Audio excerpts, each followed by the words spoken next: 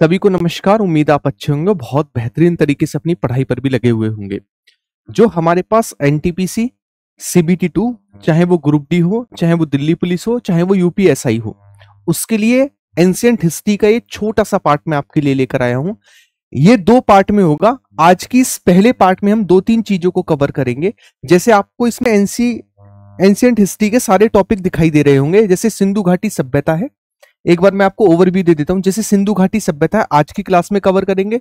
महाजनपद काल, वैदिक काल, जैन धर्म और बौद्ध धर्म, यानी ये बड़ा पार्ट आज की क्लास में हम कवर करेंगे और शाम को इसका आपको दूसरा पार्ट देखने को मिलेगा। ये 2 पार्ट में आपको कंप्लीट एंशिएंट हिस्ट्री देखने को मिलेगी। तो उम्मीद है आप इसे आने वाले 15-20 मिनट में अच्छे से कवर करेंगे और इसमें सारे को मिलाकर लगभग 300 प्लस क्वेश्चन है जो आपकी एंशिएंट हिस्ट्री को कवर करता है। एक बार इस वीडियो को कंप्लीट देखना, इसकी पीडीएफ आपको टेलीग्राम पर मिल जाएगी, वहां से एक बार रिवीजन कर लेना। मैं आपके सामने उन क्वेश्चन को रख रहा हूं जो डायरेक्टली एग्जाम में पूछे जाते हैं एंशिएंट हिस्ट्री को लेकर, एकदम वन शॉट रिवीजन। स्टार्ट करते हैं बिना टाइम गवाए चीजों को। सबसे पहले क्वेश्चन से पढ़ना स्टार्ट करते हैं। पहला क्वेश्चन आपकी स्क्रीन पर ये रहा। हड़प्पा सभ्यता का सर्वाधिक मान्य काल कौन सा है? तो हड़प्पा सभ्यता जो है, जिसे सिंधु घाटी की सभ्यता, हड़प्पा सभ्यता ये कहा जाता है, इसका सर्वाधिक मान्य समय है 2500 बीसी से लेकर 1750 बीसी। और हड़प्पा सभ्यता को प्रथम नगरीकृत सभ्यता कहा जाता है। इसी को कांस्य युगीन सभ्यता के नाम से भी जाना जाता है। मानव के द्वारा यूज की गई पहली धातु तांबा थी और हड़प्पा वासियों के द्वारा भी सबसे ज्यादा यूज की जाने वाली धातु तांबा ही थी। लेकिन सबसे पहले कांस्य का यूज सिंधु घाटी सभ्यता के लोगों ने किया, इसीलिए इसे कहा जाता है कांस्य युगीन सभ्यता। सबसे ज्यादा इन्होंने कपास का उत्पादन किया, इसीलिए इनके लिए एक वर्ड यूज हुआ मेसोपोटामिया की सभ्यता में, सिंडन। सिंडन का अर्थ होता है प्रथम कपास उत्पादक। नेक्स्ट आगे की ओर बढ़ते हैं। अगला क्वेश्चन, सिंधु घाटी की सभ्यता किस समकालीन नहीं थी? देखो, मिस्र की सभ्यता, मेसोपोटामिया, चीन, बिल्कुल इन तीनों के समकालीन थी, लेकिन ग्रीक की सभ्यता के समकालीन नहीं थी। हमें चीन की सभ्यता के साथ इसके प्रमाण देखने को नहीं मिलते हैं। रीजन था कि भारत और चाइना के बीच जो है वो हिमालय माउंटेन था, जिसके कारण आवागमन नहीं था। सिंधु घाटी सभ्यता का सर्वाधिक व्यापार जो है वो मेसोपोटामिया की सभ्यता के साथ था। नेक्स्ट अगला क्वेश्चन लेते हैं। अगला क्वेश्चन, नेक्स्ट क्वेश्चन है, सिंधु घाटी की सभ्यता कहां तक विस्तृत थी? तो सिंधु घाटी सभ्यता का जो सर्वाधिक भारत में स्थल हैं वो मिले हैं कहां से? गुजरात से सबसे ज्यादा स्थल मिले हैं। देखो, यूपी में आलमगीरपुर हो गया। आप सभी को पता है ये 4 पॉइंट ऐसे हैं जो सिंधु घाटी सभ्यता जो है उसके पॉइंट कहलाते हैं। जैसे सबसे नदन पॉइंट है मांदा चेनाब नदी पर, सबसे सदर्न है दैमाबाद प्रवरा नदी पर, सबसे पूर्वी है आलमगीरपुर हिंडन नदी पर, और सबसे पश्चिमी है सुतकांगेडोर दास्क रिवर पर। लेकिन भारत में सबसे वेस्टर्न पॉइंट जो वो है नागेश्वर गुजरात का। अच्छा, कहां कहां पर विस्तृत थी ये? तो उड़ीसा में तो इसका कोई विस्तार ही नहीं है, उड़ीसा को काटो, है ना, उड़ीसा को काटो। यूपी है, हरियाणा है, सिंध है, बलूचिस्तान है, पंजाब है, राजस्थान है। बिल्कुल सही बात है, पंजाब, राजस्थान, गुजरात, यूपी, हरियाणा, सिंध और बलूचिस्तान, इन क्षेत्र में इसका विस्तार था। सिंधु घाटी में घोड़े के अवशेष कहां से मिले हैं?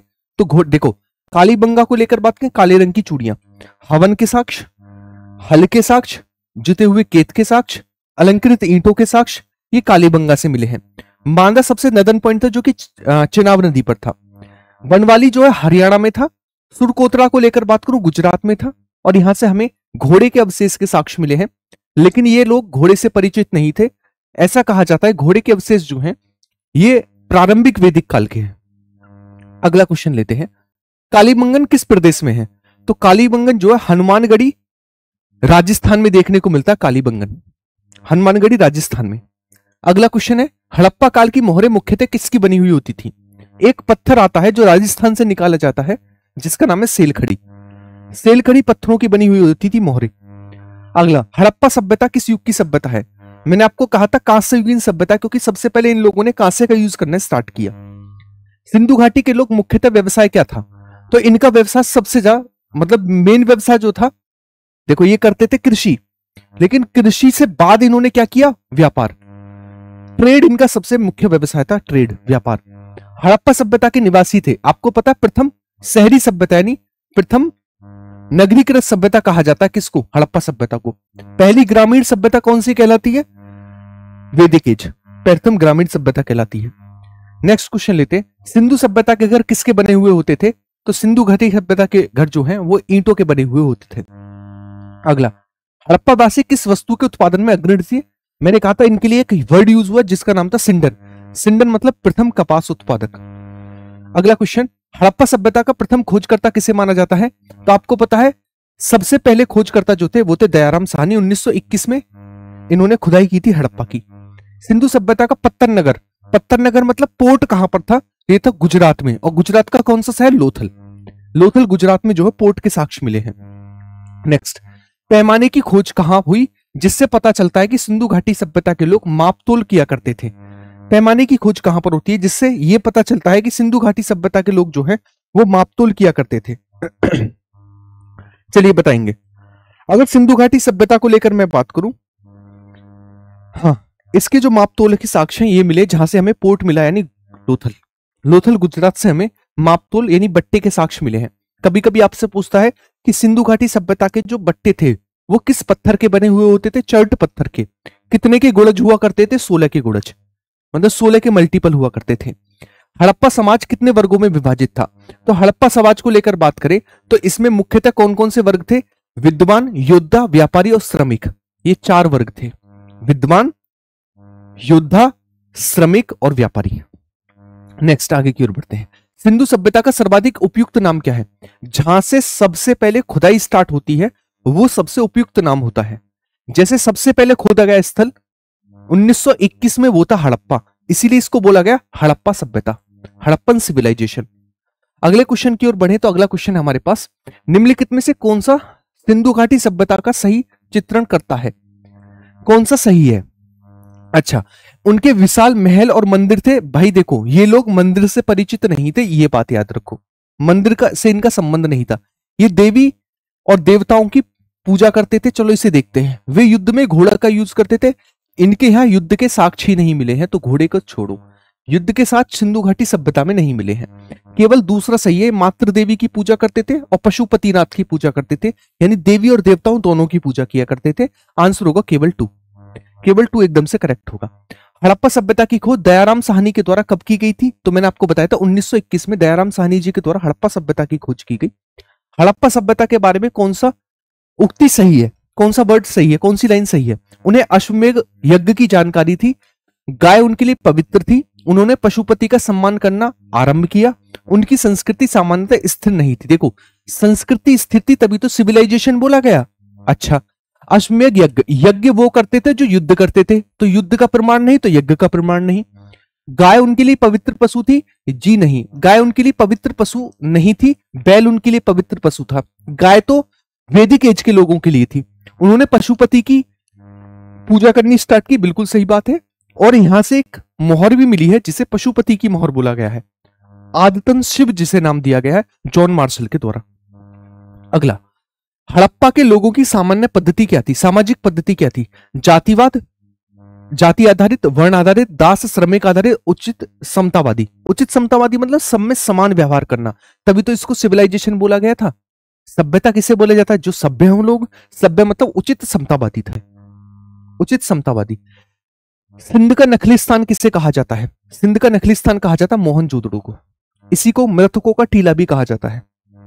हड़प्पा सभ्यता के संपूर्ण क्षेत्र का आकार कैसा था? इसका एरिया 1299 600 किलोमीटर स्क्वायर और इसकी आकृति त्रिभुजाकार थी। कैसी थी? ट्राइंगल शेप में थी, ट्राइंगल।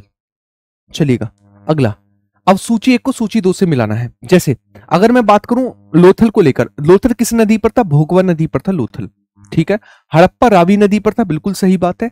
मोहनजोदड़ो सिंधु नदी पर, बिल्कुल ठीक बात है। और कालीबंगन जो है वो घग्गर नदी पर था। तो 4 क्वेश्चन तैयार हुए, हड़प्पा रावी, मोहनजोदड़ो सिंधु, लोथल, भोगवा, कालीबंगन, घग्गर नदी, यानी 1 2 3 4 एकदम से करेक्ट होगा। अगला क्वेश्चन की ओर बढ़ते हैं। नेक्स्ट, हड़प्पा सभ्यता के अंतर्गत हल से जोते गए खेत के साक्ष्य कहां से मिले हैं? हल से जुते हुए खेत के साक्ष्य, तो हल से जुते हुए खेत के साक्ष्य जो हैं ये कालीबंगन से मिले हैं। कहां से मिले? कालीबंगन से। अगला, सैंधव सभ्यता की ईंटों का अलंकरण किस स्थान से मिला है? तो ईंटों का अलंकरण, जुते हुए खेत के साक्ष्य और हल के साक्ष्य, ये सभी के सभी कालीबंगन से मिले हैं। कहां से मिले? कालीबंगन से मिले हैं। मोहनजोदड़ो कहां पर स्थित है? तो मोहनजोदड़ो है सिंध प्रांत पाकिस्तान में, सिंध प्रांत पाकिस्तान। सिंधु सभ्यता में वृहत स्नानागार, वृहत स्नानागार कांसे की बनी नृत्यकी, मंत्रोलियन पुजारी, ये सभी मिले हैं कहां से? सिंधु घाटी सभ्यता के मोहनजोदड़ो नगर से। नेक्स्ट, आर्य शब्द का शाब्दिक अर्थ क्या होता है? आर्य शब्द होता है श्रेष्ठ या फिर कुलीन। कहीं पर है श्रेष्ठ या फिर कुलीन आर्य शब्द का यूज होता है। ठीक है, अगला क्वेश्चन लेते हैं। प्रारंभिक आर्यों के बारे में कौन सा कथन सही नहीं है? देखो, वो संस्कृत बोलने वाले थे, बिल्कुल सही बात है, संस्कृत भाषाई वर्ग था आर्य जो थे। वे घुड़सवारी किया करते थे, वही कई झुंडों में भारत आए थे, ये मुख्यतः नगरों में निवास करते थे। इसे प्रथम ग्रामीण सभ्यता बोला गया, प्रथम ग्रामीण सभ्यता। जब प्रथम ग्रामीण सभ्यता है तो नगरों में कैसे निवास करेंगे? सीधी बात यह है, तो आंसर होगा ऑप्शन नंबर डी, ये गलत है। नेक्स्ट, इनमें से किस फसल का ज्ञान वैदिक काल के लोगों को नहीं था? किस फसल का? भाई तंबाकू तो अंग्रेजों के समय भारत आया था ना, आप सभी को पता है, अंग्रेजों के समय भारत आया था, तंबाकू का कोई संबंध नहीं था। उत्तर वैदिक काल के वेद विरोधी और ब्राह्मण विरोधी धार्मिक अध्यापकों को किस नाम से जाना जाता था? इन्हें कहा जाता था श्रमण। क्या कहा जाता? श्रमण बोला जाता था। जो वेद विरोधी यानी वेदों का विरोध करते थे और ब्राह्मण विरोधी यानी ब्राह्मणों का विरोध करते थे, उनको कहा जाता था श्रमण। नेक्स्ट, वैदिक गणित का महत्वपूर्ण अंग कौन सा है? तो गणित का महत्वपूर्ण अंग है शल्व सूत्र। शल्व सूत्र का संबंध किससे? गणित से है, शल्व सूत्र। नेक्स्ट, किस वेद में प्राचीन वैदिक युग की संस्कृति के बारे में सूचना मिलती है? तो सबसे प्राचीन वेद है ऋग्वेद। ऋग्वेद से हमें प्राचीन वैदिक देखो, ऋग्वेदिक काल उत्तर वैदिक काल दो पार्ट है। ऋग्वेदिक काल के बारे में जानिए ऋग्वेद से, और उत्तर वैदिक काल के बारे में जानकारी बाकी के तीनों वेद से मिलती है। तो यही पूछा है कि प्राचीन वैदिक युग के बारे में जानकारी किससे मिलती है? ऋग्वेद से। ठीक है, नेक्स्ट अगला क्वेश्चन, निम्नलिखित में से उत्तर वैदिक काल में लिखे गए ग्रंथों का सही क्रम कौन सा है? उत्तर वैदिक काल में देखो, वेद है ना, वेद, ब्राह्मण, अरण्यक, उपनिषद, बिल्कुल सही बात है, यही होगा। वेद, फिर उसके बाद ब्राह्मण ग्रंथ, फिर अरण्यक, फिर उसके बाद लिखे गए उपनिषद। ठीक है, नेक्स्ट आगे की ओर बढ़ते हैं। अगला, वेदों की संख्या कितनी है? 4 है। ऋग्वेद, सामवेद, यजुर्वेद और अथर्ववेद। कौन से 3 वेद संयुक्त रूप से वेदत्रयी कहलाते हैं? शुरुआत के 3 वेद वेदत्रयी कहलाते हैं। पहला ऋग्वेद, दूसरा यजुर्वेद, तीसरा सामवेद, और अथर्ववेद वेदत्रयी में नहीं आता है। तो तीनों का पेयर क्या कहलाता है? वेदत्रयी। तो इसमें से कौन सा है? इसमें अथर्ववेद, इसमें अथर्ववेद और इसमें भी अथर्ववेद। हटा दो अथर्ववेद, तो आंसर होगा हमारे पास ऋग्वेद, सामवेद और यजुर्वेद। भारत के राज चिन्ह में प्रयुक्त होने वाले शब्द सत्यमेव जयते को कहां से लिया गया है? तो इसको लिया गया है मुंडकोपनिषद से। कहां से लिया गया? मुंडकोपनिषद से लिया गया है। वैदिक आर्यों का मुख्य व्यवसाय क्या था? तो इनका मुख्य व्यवसाय था पशुपालन, और इनके लिए गाय सबसे प्रिय पशु हुआ करता था, जिसके लिए अघन्या वर्ड यूज किया गया है, गौ शब्द का यूज किया गया है। सबसे पवित्र देवता इंद्र को माना गया है, 250 बार उल्लेख देखने को मिलता है, यह भी आप याद रखेंगे, जिनको पुरंदर भी बोला गया है। भारतीय संगीत का आदि ग्रंथ किसे कहा जाता है? तो संगीत का आदि ग्रंथ कहा जाता है सामवेद को, जिसका संकलन ऋग्वेद पर आधारित है। यजुर्वेद में यज्ञ हवन कर्मकांड देखने को मिलते हैं। ऋग्वेद में हमें प्रार्थना से संबंधित श्लोक देखने को मिलते हैं। अथर्ववेद में जादू टोना टोटका देखने को मिलता है। नेक्स्ट, प्रथम विधि निर्माता किसको माना जाता है? तो प्रथम विधि निर्माता माना जाता है मनु को, जिनकी पुस्तक है मनुस्मृति। नेक्स्ट, कृष्ण भक्ति का प्रथम और प्रधान ग्रंथ कौन सा है? यह तो मुझे बताना नहीं पड़ेगा, यह है श्रीमद् भागवत गीता। गीता सबसे प्रधान ग्रंथ है भगवान श्री कृष्ण के बारे में। ऋग्वेद में संपत्ति का प्रमुख स्रोत क्या हुआ करता था? गोधन या फिर भूमि? तो संपत्ति का सबसे प्रमुख स्रोत हुआ करता था केवल गोधन। गाय को सबसे बड़ी संपत्ति माना गया है वैदिक एज में। नेक्स्ट, ऋग्वेद के किस मंडल में शूद्र शब्द का उल्लेख है? तो चारों वर्णों में बांटा गया है, ब्राह्मण, क्षत्रिय, वैश्य, शूद्र। 10वें मंडल ऋग्वेद के, तो सीधी सी बात है किसमें होगा वर्णन? 10वें मंडल में होगा। 10th मंडल में है ऋग्वेद के। पुराणों की संख्या कितनी है? तो पुराण हमारे पास कितने? 18 पुराण है। कितने? 18 पुराण है। नेक्स्ट, वैदिक धर्म का मुख्य लक्षण इनमें से किसकी उपासना था? तो ये जो लोग हैं किसकी उपासना करते थे? प्रकृति की उपासना करते थे, तभी तो इंद्र भगवान मिले, है ना, वर्षा के देवता, है ना, पशुओं के देवता, प्रकृति के देवता। इस तरीके से देवता जो आए वो किसके कारण आए? क्योंकि इन्होंने प्रकृति की पूजा स्टार्ट करनी शुरू की। तो ये किसकी पूजा किया करते थे? प्रकृति यानी नेचर की पूजा किया करते थे, प्रकृति की पूजा किया करते थे। किस देवता के लिए ऋग्वेद में पुरंदर शब्द यूज हुआ है? तो इंद्र के लिए पुरंदर शब्द यूज हुआ, 250 बार इनका नाम है। कितनी बार? 250 बार इनका नाम है। शल्व सूत्र किस विषय पर आधारित है? तो मैंने आपको बताया था शल्व सूत्र जो है गणित पर आधारित है, यानी मैथमेटिक्स पर शल्व सूत्र।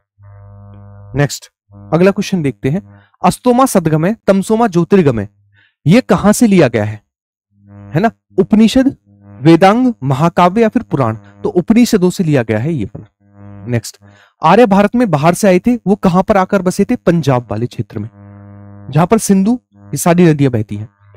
अब आपको बताना है, ये आपको मिलाना है कौन सा किससे सुमेलित है। ऋग्वेद के जो मतलब ऋग्वेद को जो पढ़ते थे उसे कहा जाता था होता, यजुर्वेद को पढ़ने वाले को कहा जाता था अधर्व्यू, सामवेद के पढ़ने वाले को कहा जाता उद्गाता, और अथर्ववेद के पढ़ने वाले को कहा जाता था ब्रह्मा, है ना। ये पढ़ने वाले थे, जो पंडित कहलाते थे उनके नाम ये हुआ करते थे। यानी आंसर होगा 1 2 3 4। आप चारों पॉइंट याद रखेंगे, ऋग्वेद के होता, यजुर्वेद के अधर्व्यू, सामवेद के उद्गाता और अथर्ववेद के पढ़ने वाले को ब्रह्मा बोला गया। नेक्स्ट, वेदी और अपौरुषेय क्यों कहा गया? अपौरुषेय का अर्थ होता है कि वेदों की रचना किसी पुरुष विशेष ने नहीं की है, इसका मतलब अपौरुषेय। क्योंकि वेदों की रचना देवताओं के द्वारा की गई है, क्योंकि वेदों की रचना पुरुषों द्वारा की गई है, क्योंकि वेदों की रचना ऋषियों के द्वारा की गई है, इनमें से कोई नहीं। तो आपको बताना है क्या होगा सही करेक्ट आंसर। क्योंकि वेदों की रचना देवताओं के द्वारा नहीं, वेदों की रचना ऋषियों के द्वारा की गई है, किसी पुरुष सॉरी वेदों की रचना देवी देवताओं के द्वारा की गई है, किसी पुरुष विशेष के द्वारा नहीं की गई। नेक्स्ट, वैशेषिक दर्शन। वैशेषिक दर्शन कौन लेकर आए थे? तो वैशेषिक दर्शन लेकर आए थे महर्षि कणाद, उनको कणाद के द्वारा आया था। मीमांसा यानी पूर्व मीमांसा कौन लेकर आए थे? जैमिनी। उत्तर मीमांसा बादरायण, चलिएगा। वेदांत या फिर उत्तर मीमांसा बादरायण के द्वारा दिया गया सिद्धांत। अगला, ऋग्वेद का कौन सा मंडल पूर्णतः सोम को समर्पित है? 9वां मंडल पूर्णतः सोम को समर्पित है ऋग्वेद का। अगला, प्रसिद्ध दसराज्य युद्ध जो है वो किस नदी पर हुआ? ये हुआ था रावी नदी, रावी को ही कहा जाता पुरुषिणी रिवर। 7वें मंडल में इसका वर्णन है। धर्मशास्त्रों में भूराजस्व की दर क्या हुआ करती थी? 1/6। सॉरी, हाँ 1/6। कितनी हुआ करती थी? 1/6। अगला, 800 ईसा पूर्व से 600 ईसा पूर्व का काल किस युग का काल माना जाता है? ब्राह्मण, सूत्र युग, रामायण या फिर महाभारत युग? किस युग का समय इसे माना जाता है आपको बताना है। किस युग?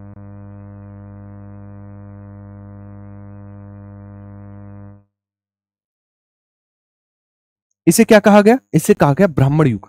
क्या बोला गया? ब्राह्मण युग। नेक्स्ट आगे की ओर बढ़ते हैं। अब आपको बताना है, ये भी आपको मिलाना है। देखो, राजधानी है हमारे पास महाजनपद की, जैसे गांधार जो थी वो किसकी कैपिटल हुआ करती थी? तक्षशिला की कैपिटल हुआ करती थी। गांधार की तक्षशिला कैपिटल हुआ करती थी। सूरसेन मथुरा, वत्स कौशांबी और कौशल श्रावस्ती। तो आंसर क्या बनेगा हमारे पास? 4 1 4 1 है, हाँ 4 1 2 3 4 1 2 3, option number A. Next, Haryanka वंश के किस शासक को कुणिक कहा जाता है? तो अजातशत्रु को कहा जाता है कुणिक, और काकवर्ण कालाशोक को कहा जाता है।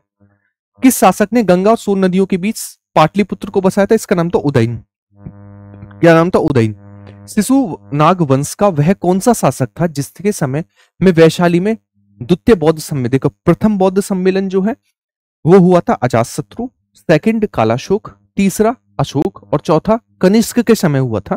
पहला हुआ था राजगृह, दूसरा हुआ था वैशाली, तीसरा हुआ था पाटलिपुत्र, चौथा हुआ था कुंडलवन। ठीक है, तो ये कौन था? ये था कालाशोक। कौन था? कालाशोक। नेक्स्ट, 323 ईसा पूर्व में सिकंदर महान की मृत्यु कहां पर हुई? बेबीलोन में इसकी डेथ होती है। 326 बीसी में आक्रमण करता भारत पर। सिकंदर महान एवं पौरश के बीच जो युद्ध लड़ा गया वो किस नदी पर लड़ा गया? झेलम नदी पर, जिसे कहते हैं वितीस्था का युद्ध या फिर हाइडेस्पीस का युद्ध। किस प्रकार के मृत भांड भारत में द्वितीय नगरीकरण सभ्यता का प्रमाण देते हैं? इनका नाम है चित्रित धूसर मृत भांड। नेक्स्ट, पाली ग्रंथों में गांव के मुखिया को क्या कहा जाता था? भोजक या फिर ग्रामक। नेक्स्ट, उज्जैन का प्राचीन नाम क्या है? यह था अवंतिका। अवंतिका की राजधानी हुआ करती थी उज्जैनी। नंदवंश का संस्थापक कौन था? ये थे महापद्मानंद। कौन था? महापद्मानंद था।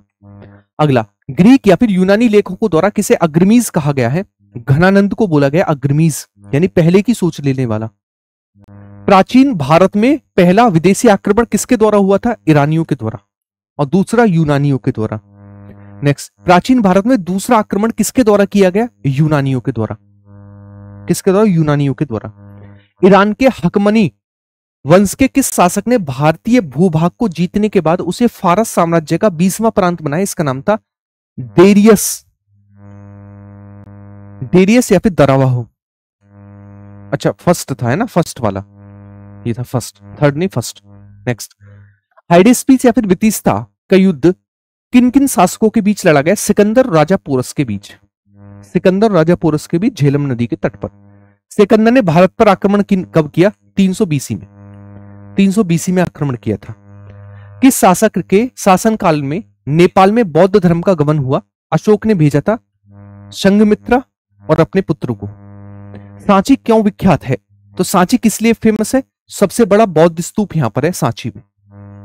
नेक्स्ट, महावीर का जन्म कहां पर हुआ था? तो महावीर का जन्म जो था वो जात्रक क्षत्रिय वंश से रिलेट करते थे, आप याद रखेंगे। साक्य वंश से जो है गौतम बुद्ध रिलेट करते थे।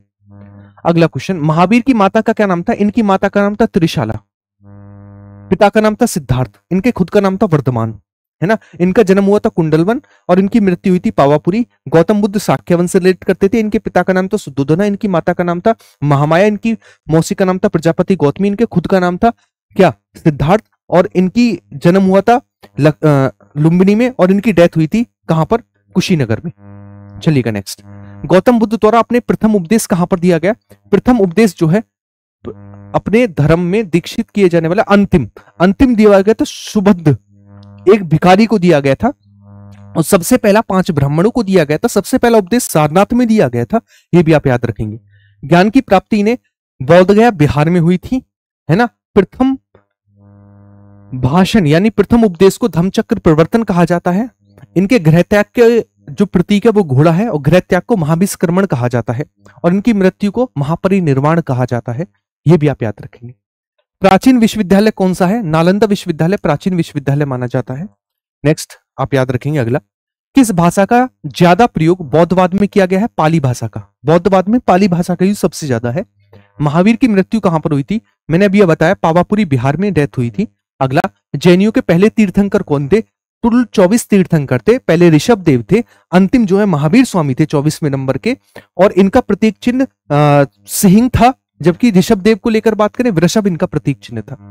नेक्स्ट, मठ मंदिर और स्तूप, बौद्ध स्तूप किससे रिलेट करते हैं? बौद्ध धर्म से। बौद्ध धर्म से रिलेट करते हैं। बौद्ध धर्म एवं जैन धर्म दोनों के उपदेश किसके शासनकाल में दिए गए?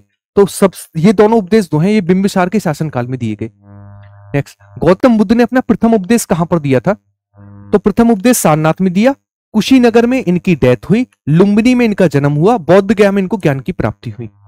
ठीक है। नेक्स्ट, बौद्ध धर्म ग्रहण करने वाली पहली महिला कौन थी? इनकी मौसी प्रजापति गौतमी। और कहां पर की थी महिला भिक्षुणी संघ की स्थापना? वैशाली। नेक्स्ट, बौद्ध गया स्थित है, मैंने आपको बताया था बिहार में है बौद्ध गया, जहां पर ज्ञान की प्राप्ति हुई थी। जातक किससे रिलेट करता है? बौद्ध धर्म, है ना, बौद्ध धर्म से रिलेट करता है। गौतम बुद्ध की पूर्व जन्म की घटनाएं जातक में संकलित की गई हैं। सिद्धार्थ को ज्ञान की प्राप्ति कहां पर हुई? सिद्धार्थ यानी गौतम बुद्ध को ज्ञान की प्राप्ति बौद्ध गया में हुई। नेक्स्ट, सारनाथ में बुद्ध का प्रथम प्रवचन कहलाता है, इसे कहते हैं धर्मचक्र प्रवर्तन। गौतम बुद्ध ने समाज के निम्न वर्गों पर महत्वपूर्ण प्रभाव डाला। सबसे ज्यादा प्रभाव इनका 2 वर्गों पर रहा, महिला और शूद्र, इन पर सर्वाधिक प्रभाव रहा। नेक्स्ट, बुद्ध के गृह त्याग का प्रतीक क्या माना जाता है? घोड़ा। घोड़ा गृह त्याग का प्रतीक माना जाता है गौतम बुद्ध के। अगला क्वेश्चन है, गौतम बुद्ध द्वारा भिक्षुणी संघ की स्थापना कहां पर की गई थी? तो इनकी प्रिय शिष्य आनंद के कहने पर वैशाली में महिला भिक्षुणी संघ की स्थापना गौतम बुद्ध के द्वारा की गई।